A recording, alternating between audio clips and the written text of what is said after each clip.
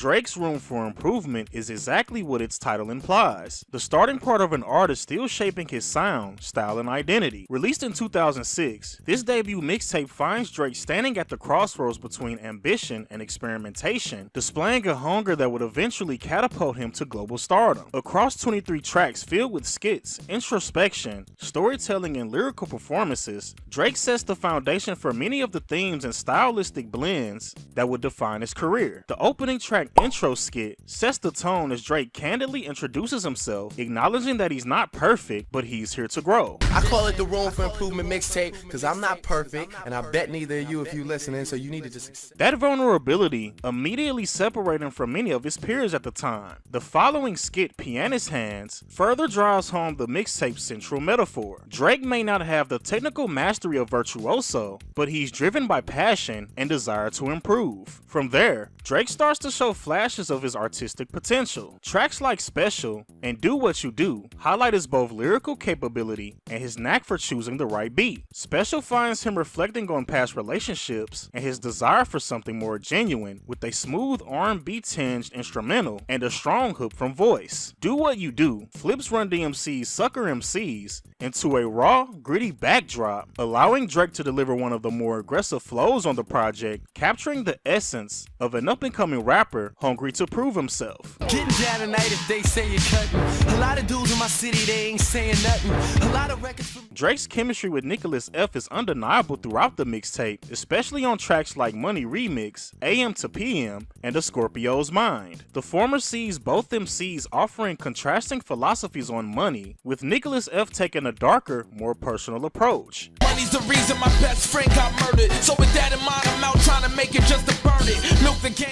AM to PM is a motivational anthem full of ambition and nighttime energy, driven by a laid-back instrumental that allows both artists to glide over the beat. A Scorpio's Mind, meanwhile, leans fully into boom bap territory with confident, hard-hitting verses that embrace lyrical precision and competitive fire. This is one of the clearest glimpses of real hip-hop sensibility Drake would later balance with his pop sensibilities. Hated by many, wanted by plenty, disliked by some, but confronted by none. Since they don't show... Songs like City Is Mine and Try Harder show Drake's drive and self-belief as he raps about taking over the game and staying true to his path despite doubts from others. His writing shows flashes of depth, particularly on Stress, where he reflects the emotional weight of his upbringing and identity struggles. These moments of introspection help flesh out Drake's narrative and build emotional resonance. This is my life, and so the rest has kind of been cool. Question what I've been through. I write a verse addressing it, and yes, The mixtape also touches heavily on relationships, though with mixed results. Tracks like Thriller's Going, Make Things Right, and Video Girl find Drake diving into the complexities of love, attraction, and judgment, but they all don't stick the landing. Video Girl in particular borders on preachy despite its intention to offer a different perspective. There's merit in the message, but the delivery feels more moralizing than reflective. On the brighter side, Come Winter stands out as one of the mixtape's best storytelling moments. Drake paints a vivid picture of a one-sided winter relationship, both painful and warm, with a two-part instrumental structure that mirrors the emotional highs and lows. His ability to blend narrative production and tone on this track shows a deeper artistic vision at work, even in his early career. Forgot to mention, this girl that never gets to the beach.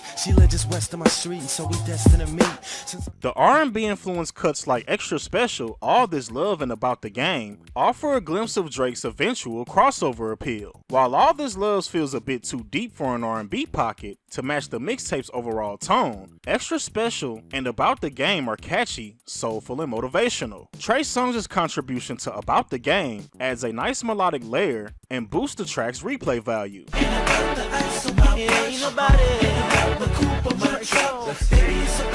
Interspersed throughout are voicemail skits and outro sketches like UPA that maintain the mixtape's concept and narrative cohesion. The final track cleverly brings the listener full circle, with Drake's piano teacher still doubting his potential, reinforcing the idea that growth is a journey and improvement is ongoing. What did I tell you about playing bad notes, huh?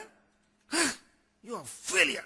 In retrospect, Room for Improvement isn't just a mixtape, it's a blueprint. It's not flawless, but it's not trying to be. Instead, it's a document of a young artist actively learning, reaching, and embracing the process. There's charm in the rough edges, sincerity in the themes, and undeniable potential in the performances. Drake's versatility, from introspective lyrics to catchy hooks, from boom bap flows to smooth R&B cadences, is all here, just in an earlier, more unrefined form. Released in 2007, Comeback Season finds a young and hungry Drake refining the voice he introduced on Room for Improvement. This mixtape is not only a follow-up, but a clear evolution, showcasing improved flow, greater confidence, more polished production, and deep emotional range. As the title implies, Drake is on a mission to prove himself, and he makes that mission known from the very first track. The intro kicks things off with drama and urgency. Drake sets the tone with raw emotion, declaring that he's hit rock bottom and has nothing left to lose. This isn't just a mixtape, it's his comeback. The passion carries immediately into the presentation, where he officially introduces himself as a force to be reckoned with. With dual instrumentals and a hungry delivery, Drake makes it clear that he's aiming for the top. Shake up the world, that is what I am about to do. And homie, you ain't even on my out. He leans into bravado on Comeback Season, flaunting his swag and rap skills with a confident bounce. The mixtape then takes a powerful turn to Closer, a standout track that captures the feeling of being on the brink of greatness. Andrina Mills's angelic hook complements Drake's impassioned verses about chasing dreams and putting smiles on faces, his own included. Mr. Big Dreams, no tolerance. Cut you at the house and have a holler sense. The midsection of this mixtape sees Drake experimenting with love and swagger. Replacement Girl featuring Trey Songz and Barry Bonds freestyle tap into more braggadocious and flirtatious energy, but while Drake's performance holds weight, these tracks feel less inspired and more formulaic. Fortunately, he regains steam with Going In for Life, a storytelling gem where he spins a clever narrative about illegal indulgence and future redemption, all delivered over a buttery smooth sample from Eddie Kendrick's Intimate Friends. And it's the predicament that you found Drake in. The condo that I just purchased sound vacant. Tracks like Where To Now and Share touch on ambition and perseverance, but suffer slightly from repetitive production and structure. Still, Drake's lyrics remain authentic, and his belief in his own rise is palpable, especially when he predicts a 2009 breakout, foreshadowing his future hit, Best I Ever Had. I'm trying to make all my goals for the future come overnight. Goddamn how time soars. He balances introspection with accessibility on Give Ya and Don't You Have a Man, both of which feature standout performances from Trey Songz, Dwele, and Little Brother. The latter is one of the mixtape's crown jewels, featuring sharp storytelling from all artists as they explore the complications of dating women already in relationships. Fonte and rapper Big Pooh deliver contrasting perspectives, adding emotional complexity and maturity to the song's narrative. Don't you have a man? It's alright. Bitches Crazy is another standout, offering one of the first glimpses of Drake's now famous blend of rap and R&B. With playful energy and vivid storytelling, he details a relationship with the woman so unhinged, she contacts his exes and even his mother. The humor, production, and melodic delivery makes this track especially memorable. I'd like to know if there is a chemical imbalance.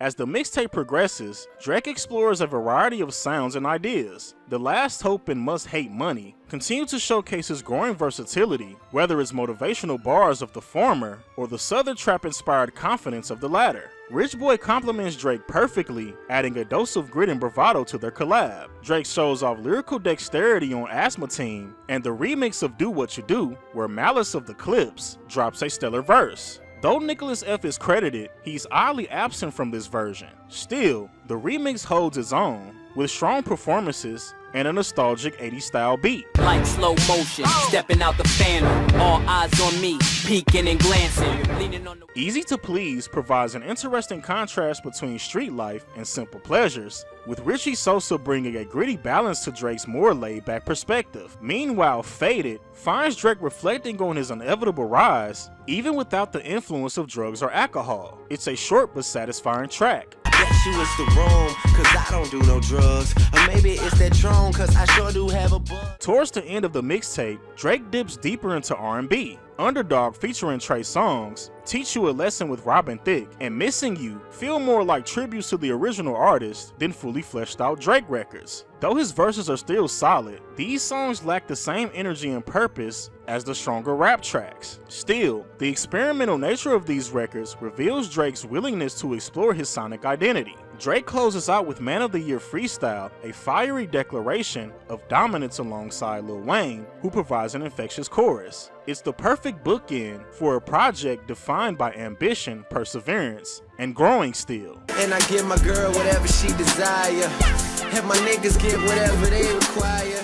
Drake ends the tape as he began it, with a chip on his shoulder and a clear vision of what's to come. With So Far Gone, Drake delivered not just a mixtape, but a cultural shift. Released in 2009, this project marks the moment Drake officially broke from the underground buzz to become a household name. Mixing emotional transparency with musical experimentation, So Far Gone helped redefine what vulnerability and ambition could sound like in hip-hop. At its core, the mixtape is a reflection of Drake's hunger for greatness, for love, for longevity. From the opening track Lust for Life, it's clear that he's chasing more than just success, he's chasing fulfillment. The production, often slow and ambient, mirrors Drake's introspective tone. He speaks to his desire to succeed while acknowledging the jealousy and resistance he faces along the way. It's not just the words, it's how he says them. His delivery blends soft melodies with sharp bars, and that duality defines much of this project's strength. I'm trying to do it all tonight. I got plans. On Houston, Atlanta, Vegas, Drake shows his storytelling ability with a somber narrative about a complicated relationship with the stripper always on the move. The haunting production and melancholy lyrics capture the emotional dissonance between love and reality. The title itself, referring to major cities tied to strip culture, becomes a metaphor of instability and disconnection. It's one of the most emotional resonant tracks on the tape and highlights Drake's ability to explore romantic dysfunction with depth. Hey there, pretty girl, you know. While the themes of ambition and love are present throughout, Drake also spends time exploring his doubts and insecurities. Say What's Real and The Calm are standout lyrical highlights where he unloads his internal struggle, industry pressure, and emotional fatigue. Over ghostly and minimalist instrumentals, Drake delivers raw, reflective verses that showcase his maturity and evolving perspective. These tracks help ground the mixtape and connect his larger-than-life dreams to the human emotions underneath. Why do I feel so alone? Like everybody passing through the studio is in characters. There are also moments of genre experimentation. Little Bit with Licky Lee has a dreamy, atmospheric vibe that sounds closer to indie pop or anime music more than traditional hip-hop. Yet Drake adjusts effortlessly, floating between rapping and singing in a way that feels organic rather than forced. Likewise, Let's Call It Off, a rework of Peter Bjorn and John's song, finds him embracing indie rock elements. While not every listener will resonate with these sonic shifts, they're strong examples of Drake's willingness to experiment early in his career and to do so with intention. You don't even smile for me. Of course, no discussion, So Far Gone isn't complete without mentioning Best I Ever Had. This is the song that catapulted Drake into the mainstream. It's irresistibly catchy, emotionally direct, and showcases the full spectrum of his style, confident rapping, melodic hooks, and relationship-centric storytelling. Even for those who were skeptical of Drake at the time, this track is hard to ignore. Baby, you my everything. You all I ever wanted. We could do it real big, bigger than you ever. However, not every song hits the same level. Successful, while built on a strong concept and a catchy Trey Songz hook, falls short due to lackluster instrumental and a forgettable Lil Wayne verse. That issue reappears on Ignition and Unstoppable, where Wayne's contributions often feel phoned in or out of place. Whether it's corny lines or overuse of autotune, his performances lack the focus needed to match Drake's energy. It's frustrating because Wayne, at this point in his career, was still a major influence, but his impact on this project is more miss than hit. I got a condo in Miami and my doormat is always sandy, and I run Louisiana, but I've never bought. That said, there are moments where collaboration works extremely well. On The Night Off, Drake and Lloyd glide over a smooth, sensual instrumental, connecting on themes of love, time, and regret. Uptown is another strong showing, featuring solid verses from Bun B and one of Wayne's few redeemable features here. The celebratory nature of the track, paired with church organs and sleek bars, feels like a victory lap for an artist who knew his time was arriving. I'm doing classic shit in all my sessions. Other niggas' situations, they are. Near the end, Drake leans into more emotional territory. Sooner than later, and Bria's Interlude are reflective tracks focused on love lost and emotional longing. While the vocal quality of Bria's Interlude might be off-putting for some due to its voice style effect, the sincerity in the performances is undeniable. The tape closes with Congratulations, a fitting send-off that finds Drake looking back on the grind and celebrating the payoff. He acknowledges those who doubted him, speaks confidently about his place in the industry, and most importantly, doesn't sound satisfied, he sounds hungry for more. The sample-driven instrumental lifts the energy, turning the track into a kind of personal anthem for self-validation and perseverance. I see nothing from afar, but I'm far from nothing. Put on your poker face, I'll pull your card if you're... So Far Gone is a landmark moment in modern hip-hop. It wasn't just Drake's breakout, it was the blueprint for an entirely new generation of rappers who blend singing and rapping, introspection, and bravado. Though not every track lands perfectly, especially due to some underwhelming guest features, Drake's vision is clear, and his execution is mostly impressive. The mixtape's strength lies in emotional depth, experimental soundscapes, and Drake's ability to connect with listeners through his honesty and ambition. Whether he's rapping about heartbreak, doubters, or newfound success, there is a level of authenticity that shines through. So Far Gone captures Drake at a pivotal moment when he's still reaching, still vulnerable, and still unafraid to push boundaries. Even years later, the mixtape still holds weight, not because of what it meant at the time, but because it continues to sound personal, innovative, and artistically daring. This is where the journey truly began.